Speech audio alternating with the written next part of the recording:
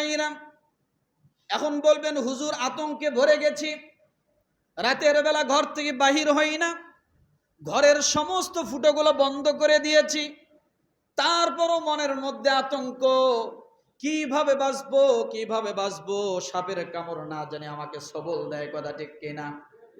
রব্বুল আলামিনের হাবিব আপনার মনের কথা আমার মনের কথা আগেই বুঝতে পেরে আল্লাহ তাআলার হাবিব ওষুধ দিয়ে দিলেন। কি দিয়ে দিচ্ছেন? কি দিয়ে দিচ্ছেন? ওষুধ দিয়ে দিয়েছেন।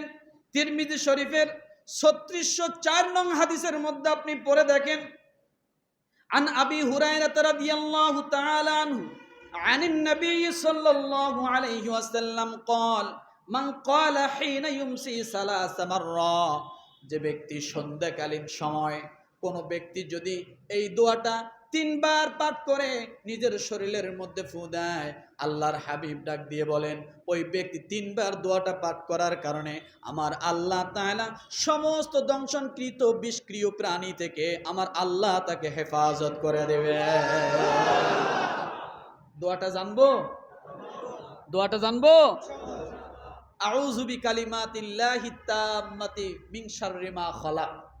পড়েন আমার সঙ্গে, আউযু বিকালিমাতিল্লাহি তাম্মাতি মিন শাররি মা খালাক।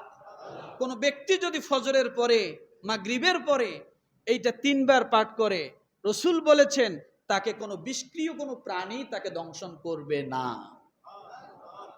তিরমিজি হাদিস নাম্বার 3604/1 কেন বললাম? ওখানে আরো কিছু হাদিস আছে, বুঝতে পারছি? তাহলে আমরা এই দোয়াটা আমল করতে পারবো। আউযু বিকালিমাতিল্লাহি তাম্মাতি মিন শাররি মা খালাক। কয়বার পড়বো? 3 বার। করে দেখেন না আমলগুলো। এত ভীতু হওয়ার কিছু নাই। করোনা ভাইরাস আসলো, আসার কারণে সব মানুষকে এক খাঁচায় বন্দী করা হলো, তাই না? কিন্তু দেখা গেল সবাইকে আক্রমণ করেনি, কথা ঠিক না? সবাইকে আক্রমণ করেনি। যদি আপনার মৃত্যু হয় সাপের কামড়ে, হবে, মরা তো একদিন লাগবে, কথা ঠিক কিনা? কিন্তু এটা নিয়ে আগের থেকে ভীতু হয়ে হাত পা ধুয়ে খাটের উপরে বসে থেকে কাজ কাম সব বন্ধ করে দেওয়ার কোনো কারণ নাই। ভরসা করুন আল্লাহ, আমল করে যান, আল্লাহ তাআলা হয়তো আমলের মাধ্যমে হেফাজত করবে।